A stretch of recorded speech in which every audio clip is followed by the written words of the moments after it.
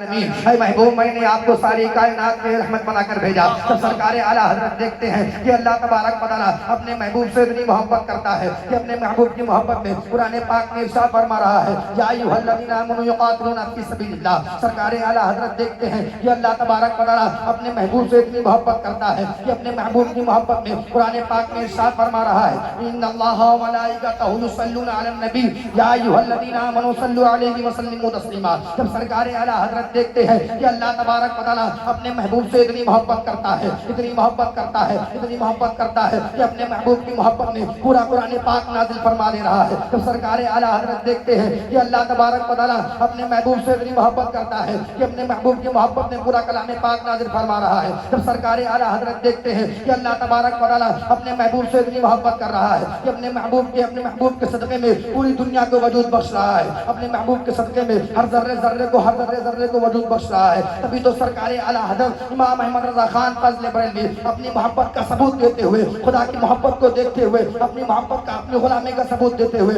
اپنے محبوب کی بارگاہ میں قلم اٹھا کر لکھتے ہیں سب سے اعلیٰ وہ اولا ہمارا نبی, سب سے اعلیٰ وہ اولا ہمارا نبی, سب سے بالا وہ اعلیٰ ہمارا نبی. اور سارے اچھوں میں اچھا سمجھیے جسے, سارے اچھوں میں اچھا سمجھیے جسے, ہے ان اچھوں سے اچھا ہمارا نبی. کیا بات ہے, کیا بات ہے, ہمارا نبی ہے ان اچھوں سے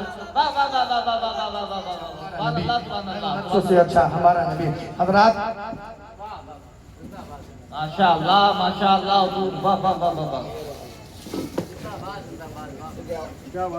ہے ان اچھوں سے اچھا ہمارا. جب سرکار اعلیٰ حضرت دیکھتے ہیں اللہ تبارک و تعالیٰ اپنے محبوب سے اتنی محبت کرتا ہے, اللہ تبارک و تعالیٰ اپنے محبوب سے اتنی محبت کرتا ہے کہ اپنے محبوب کی محبت میں قرآن پاک قرآن پاک کو نازل فرما دے رہا ہے. سرکار اعلیٰ حضرت دیکھتے ہیں کہ اللہ تبارک و تعالیٰ اپنے محبوب سے اتنی محبت کرتا ہے کہ پورا قرآن پاک نازل فرما رہا ہے. تبھی سرکار اعلیٰ حضرت پھر اپنے قلم کو اٹھا کر لکھتے ہیں سب سے اعلیٰ وہ اعلیٰ ہمارا نبی, سب سے بالا وہ اعلیٰ ہمارا نبی, سارے اچھوں میں اچھا سمجھیے جسے, ہے ان اچھوں سے اچھا ہمارا نبی. حضرات میری تقریر کا عنوان رضائے مصطفیٰ ہے. مین مقصد یہ ہے کہ چند منٹ کے لیے آپ حضرات کے درمیان حاضر ہوا ہوں تو انشاءاللہ تبارک و تعالیٰ اللہ تبارک و تعالیٰ کی بارگاہ میں دعا ہے کہ ویسی بات کری جائے گی جس سے اللہ تبارک و تعالیٰ آپ کو بھی ہدایت دے, ہم سب اور ہم کو بھی ساتھ میں ہدایت دے. اللہ تبارک و تعالیٰ ہم سب کو عمل کی توفیق عطا فرمائے. حضرات اللہ تبارک و تعالیٰ قرآن پاک میں ارشاد فرماتا ہے وَلَسَوْفَ يُعْطِيكَ رَبُّكَ فَتَرْضَىٰ. اے محبوب ان قریب تمہارا رب تمہیں اتنا عطا کرے گا کہ تم راضی ہو جاؤ گے.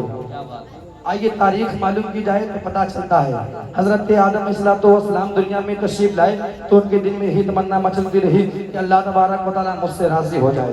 حضرت داؤد علیہ السلام دنیا میں تشریف لائے تو ان کے دل میں ہی آرزو مچلتی رہی کہ اللہ تبارک و تعالیٰ مجھ سے راضی ہو جائے. حضرت میکائیل علیہ السلام دنیا میں تشریف لائے تو ان کے دل میں ہی آرزو مچلتی رہی کہ اللہ تبارک و تعالیٰ مجھ سے راضی ہو جائے. حضرت یحییٰ علیہ السلام دنیا میں تشریف لائے تو ان کے دل میں یہی تمنا مچلتی رہی کہ اللہ تبارک و تعالیٰ مجھ سے راضی ہو جائے. حضرت یعقوب علیہ السلام دنیا میں تشریف لائے تو ان کے دل میں ہی آرزو مچلتی رہی کہ اللہ تبارک و تعالیٰ مجھ سے راضی ہو جائے. حضرت یحییٰ علیہ السلام دنیا میں تشریف لائے تو ان کے دل میں ہی تمنا مچلتی رہی اللہ تبارک و تعالیٰ مجھ سے راضی ہو جائے. حضرت میکائیل علیہ السلام دنیا میں تشریف لائے تو ان کے دل میں یہی آرزو مچلتی رہی کہ اللہ تبارک و تعالیٰ مجھ سے راضی ہو جائے. جتنے اولیاء اللہ ہیں سب اللہ تبارک و تعالیٰ کی رضا چاہتے ہیں. شمس و قمر لوح و قلم ہر کوئی اللہ تبارک و تعالیٰ کی رضا چاہتی ہے. جتنے بھی اولیاء اللہ ہیں سب اللہ تبارک و تعالیٰ کی رضا چاہتے ہیں. چرند و پرند شجر و حجر سب اللہ تبارک و تعالیٰ کی رضا چاہتے ہیں. دنیا کی ہر ایک چیز اللہ تبارک و تعالیٰ کی رضا چاہتی ہے. ذرہ ذرہ پتا پتا اللہ تبارک و تعالیٰ کی رضا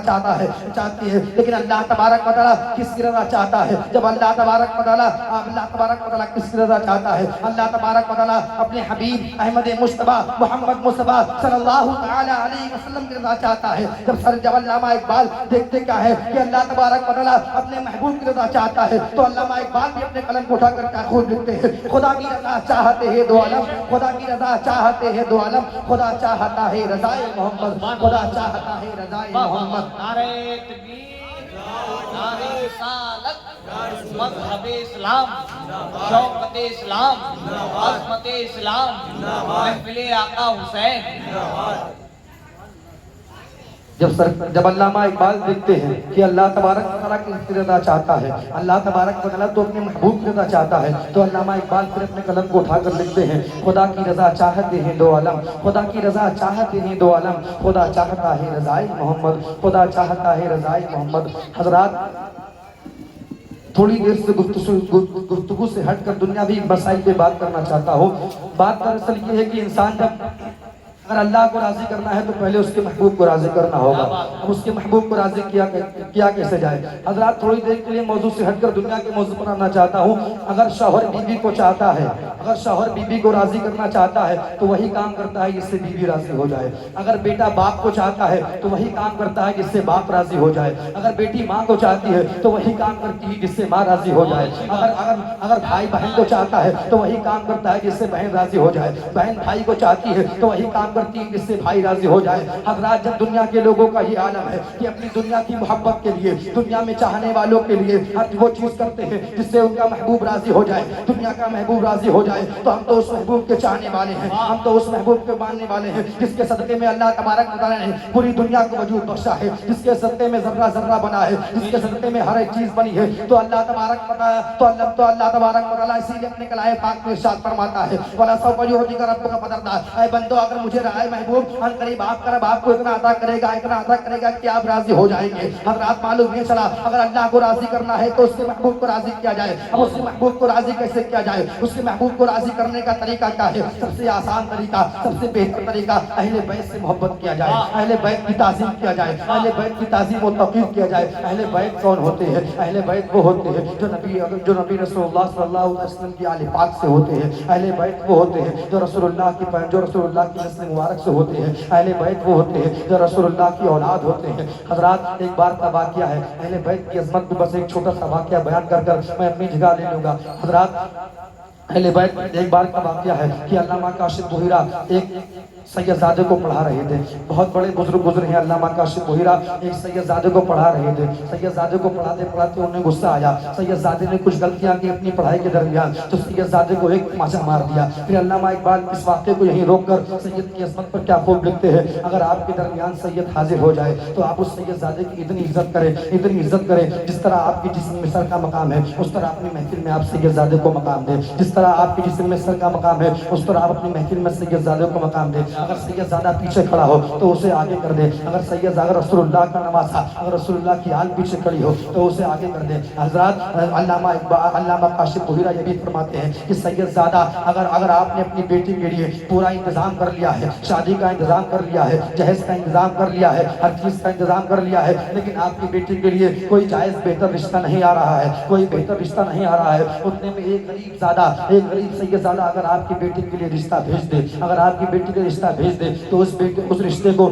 یہ سوچ کر انکار نہ کرنا کہ وہ تو غریب ہے، وہ تو کچھ نہیں کماتا ہے، بلکہ یہ سوچ کر قبول کر لینا کہ میری بیٹی جا رہی ہے رسول اللہ کے خاندان میں، میری بیٹی جا رہی ہے رسول اللہ کے نواز، رسول اللہ کے اولاد کی بہو بننے جا رہی ہے، بلکہ یہ سوچ کر اپنی بیٹی کو دے دینا کہ میری بیٹی اس خاندان میں جا کر رسول اللہ کی آل کی خدمت کرے گی، میری بیٹی اس خاندان میں جا کر رسول اللہ کے نماز کو خدمت کرے گی، رسول اللہ کی اولادوں کو خدمت کرے گی۔ پھر علامہ کاشف بحیرہ فرماتے ہیں اپنی کتاب میں آگے کہ ایک بار سید زادے میرے پاس پڑھ رہے تھے، میں نے غصے میں ان کو خوب کس کے تماچا مار دیا۔ پھر اس کے بعد رات میں جب رات میں مجھے نیند آئی تو سرکار دو عالم صلی اللہ علیہ وسلم خواب میں تشریف لاتے ہیں، اور تشریف لانے کے بعد علامہ کاشف بحیرہ کی طرف سے منہ کو پھیر لیتے ہیں۔ پھر کاشف بحیرہ فرماتے ہیں یا رسول اللہ آپ نے میری طرف سے منہ کیوں پھیر لیا؟ یا رسول اللہ معذرت چاہتا ہوں، یا رسول اللہ ایسی کیا خطا ہو گئی ہے؟ اے مولا، اے میرے مولا کے رسول، ایسی مجھ سے کیا خطا ہو گئی ہے کہ جس سے آپ نے میری طرف سے منہ پھیر لیا؟ تو سرکار دو عالم صلی اللہ علیہ وسلم ارشاد فرماتے ہیں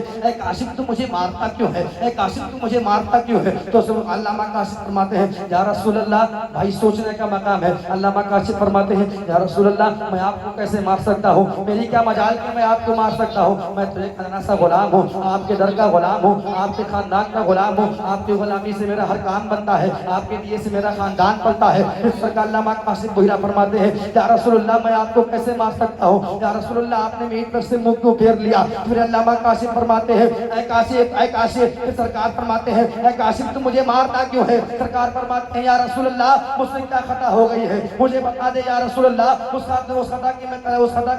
خطا کے بارے میں معافی طلب کرنا چاہتا ہوں یا رسول اللہ مجھ سے خطا کیا ہو گئی ہے میری خطا کو بتا دے۔ تو سرکار فرماتے ہیں اے کاشف کیا تو نے فلاں لڑکے کو نہیں مارا؟ اے کاشف کیا تو نے فلاں سید زادے کو نہیں مارا؟ تو علامہ کاشف فرماتے ہیں کہ ہاں یا رسول اللہ میں نے سید زادے کو مارا۔ تو سرکار دو عالم صلی اللہ علیہ وسلم اپنے ہاتھ مبارک کو دکھاتے ہیں تو علامہ کاشف گوہرا اپنے کتاب میں لکھتے ہیں کہ اس شہزاد سید رسول اللہ صلی اللہ علیہ وسلم کا ہاتھ اس طرح سوجا ہوا تھا جیسے مدھو مکھیوں نے ہاتھ کو چھید لیا ہو۔ تو معلوم یہ چلتا ہے علامہ کاشف گوہرا اپنے کتاب میں فرماتے ہیں 9ویں صدی کے سید کو میں مارتا ہوں تو رسول اللہ کے ہاتھ پہ رسول اللہ کے ہاتھ پہ فرق نظر آتا ہے، رسول اللہ کے ہاتھ پہ فرق نظر آتا ہے، رسول اللہ کا ہاتھ سوج جاتا ہے۔ اگر میں 9ویں صدی کے سید کو مارتا ہوں تماشا رسول اللہ کے رخسار مبارک پہ نشان نظر آتے ہیں۔ تو میرے ملت کے نوجوانوں، میرے ملت کے لوگ سوچو کہ 9ویں صدی کے سید کو مارا جا رہا ہے تو رسول اللہ کے ہاتھ پہ نشان نظر آ رہے ہیں، تو وہ تو رسول اللہ کا نمازہ تھا۔ امام حسین تو رسول اللہ کے نمازے تھے۔ جب یزیدیوں نے ان کے قلب انور پر تیر چلائی ہوگی تو اللہ اکبر کبیرہ، میرے رسول اللہ کے قلب انور پر کیا بیتی ہوگی، رسول اللہ کے قلب انور پر کیا بیتی ہوگی جب ننھی علی اصغر کے سینے پر تیر چلائی ہوگی، ننھی علی اصغر کے حلق پر تیر چلائی ہوگی تو رسول اللہ کے حلق پر کیا بیتی ہوگی۔ حضرات آپ سب سے میری یہی گزارش ہے کہ اہل بیت سے محبت کریں، اہل بیت کی تعظیم و توقیر کریں، اہل بیت سے اتنی محبت کریں، اتنی محبت کریں۔ میرا ماننا یہی ہے کہ ماشاءاللہ یہاں پہ ہمارے شعیب بھائی بیٹھے ہوئے ہیں کہ اہل بیت کی محبت ہے جو آج بندہ اتنی کامیابی پہ نظر آتا ہے۔ آپ لوگ اس بات کو عہد کر لیجیے اگر اہل بیت سے محبت کریں گے تو آپ دنیا میں بھی کامیاب ہو جائیں گے، آخرت بھی کامیاب ہوتے نظر آئیں گے۔ اللہ تبارک و تعالیٰ کی بارگاہ میں دعا ہے کہ اللہ تبارک و تعالیٰ ہم سب کو اہل بیت سے محبت کرنے کی توفیق عطا فرمائے، ہمارے بولنے میں، آپ سب کے سننے میں جو کہ بے غلطی ہو گئی، اللہ تبارک و تعالیٰ ہمارے گنجوں کو معاف فرمائے۔ السلام علیکم۔